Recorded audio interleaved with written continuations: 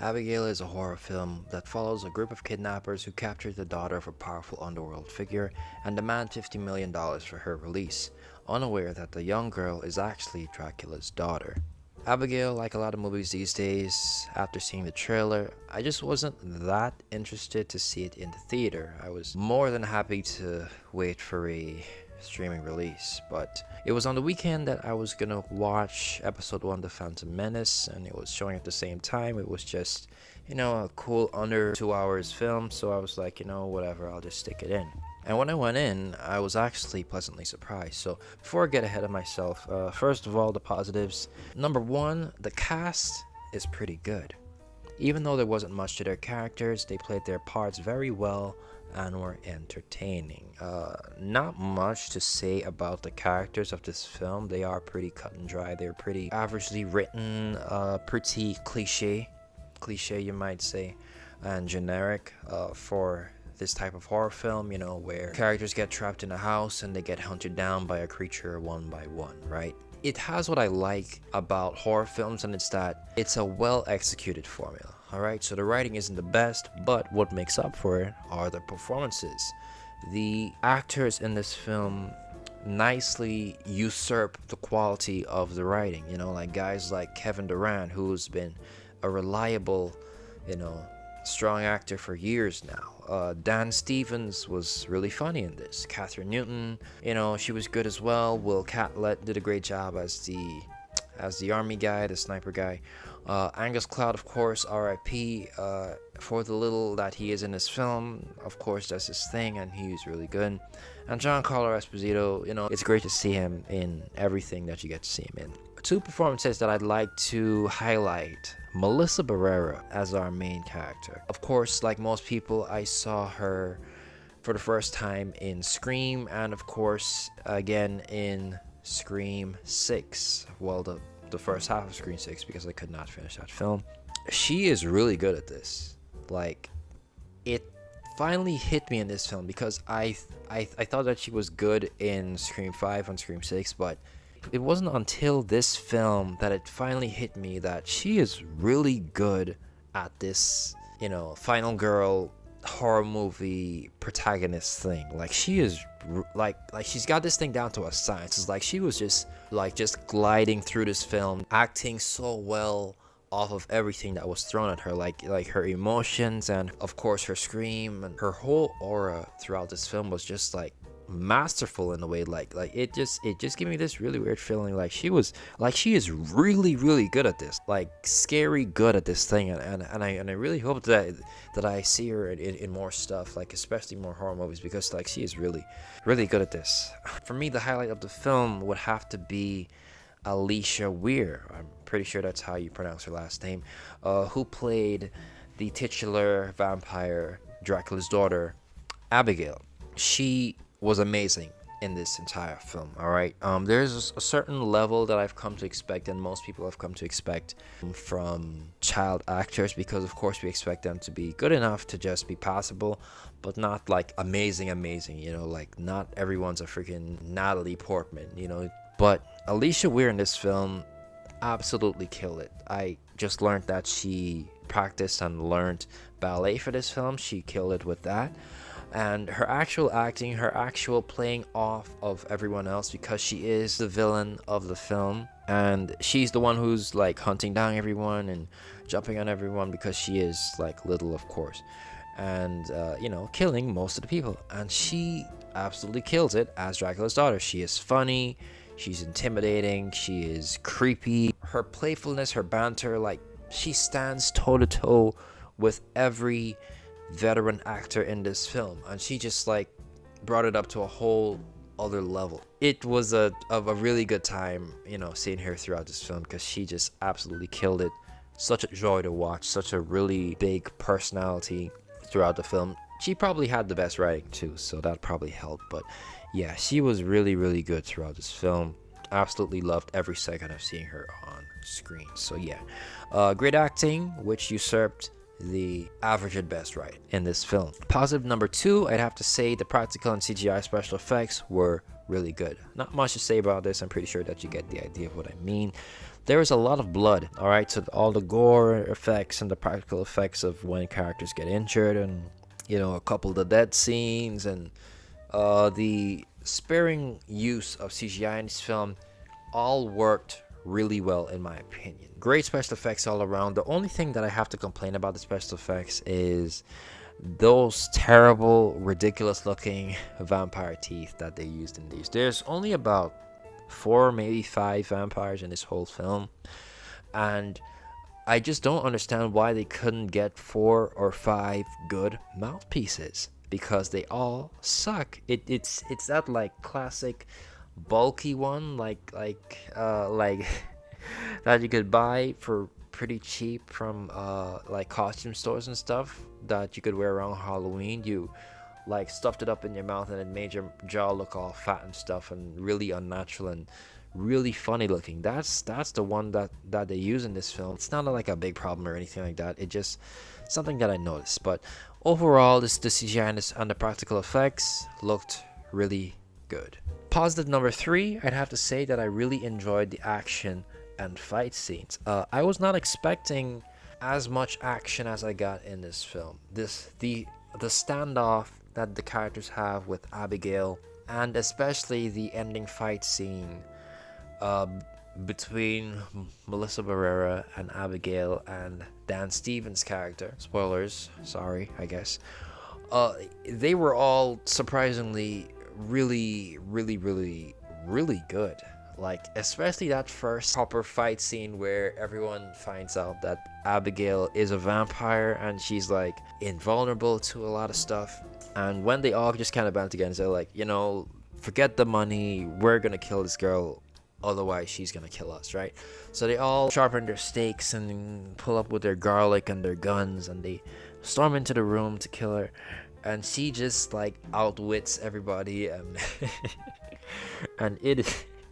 and she injures everyone, like, but she doesn't kill anyone because she's just playing with her food. She's just toying with them the whole time, and it is hilarious. Alicia Ware kills it, Dan Stevens kills it, Kevin Durand, Catherine Newton, everyone kills it in that scene. They did such a good job, such a good job with the fight scenes, especially that ending fight scene was absolutely brutal, absolutely unrealistic, but I do not care. I simply do not care. But it was enjoyable all around. It just kind of kept going, and it like the action choreography, like all the weird vampire floating stuff. It all worked really well, and the whole super strength thing. It just worked well all around. The special effects helped, of course, since they are vampires and there's gonna be a lot of blood. And I really enjoyed this film. I mean, I really enjoyed those scenes way more than I thought I would have, and they were way better than they had any right to be. Time to move into the negatives, which I only have a couple of. So yeah, first of all, okay, this is just a small problem that I have. Most of the characters felt underutilized, and some of their deaths felt underwhelming. Alright, so while everyone acted above the quality of writing that they were given, while I can commend them for that, the characters still weren't as good as they could have been, mostly because the film surprisingly doesn't use them to do much. Like, most of this film is just characters either sitting around having that generic exposition conversation, or them walking around sort of with this slapstick comedy thing going on where they're looking for Abigail and just trying to stay alive and trying to kill her, right? That's most of the film, and I was surprised at the end of it that was all that they had for these characters to do, because they don't do much that's actually interesting. But something, I mean, like, overall I still like them because I liked how the actors portrayed them. They made them likable, despite how cliche they all were very likable. But the movie just surprisingly did not use them for much, and that just was kind of a bummer to me because I did like them, like I said. But something that was even worse for me was their deaths. Like, most of the deaths in this film were surprisingly underwhelming. Dan Stevens got a good one. Catherine Newton's one was pretty good. Angus Cloud, Kevin Durand, and let me not forget this guy's name, Will Catlett. Their deaths in the film, well, I guess I should have said spoilers, but whatever. Their deaths in the film were seriously underwhelming. They basically got killed off screen. Yeah, for like 3 significant deaths in the film, 3 characters that I liked, their deaths were really, really underwhelming for no good reason. Especially Will Catlett, bro. I can understand with Angus Cloud's character because he's like the first guy to get killed. They don't want to, fully show the villain yet. They don't want to fully out her as a vampire just yet, so that one's kind of understandable, but still kind of a bummer because R.I.P. Will Catlett's death is the one that hurt me the most, because the chemistry between him and Barrera was kind of growing. They had done the whole we're gonna stick together, we're gonna help each other kind of thing, and then they kind of parted ways. And as soon as she turned around, this guy had a slice all the way from his face straight down to like his chest area, and he just kind of broke apart. And it's like, what the heck, because we just got started with this guy. He hasn't done anything cool. He had this cool sniper thing going on, right? But he never even got to use his sniper rifle.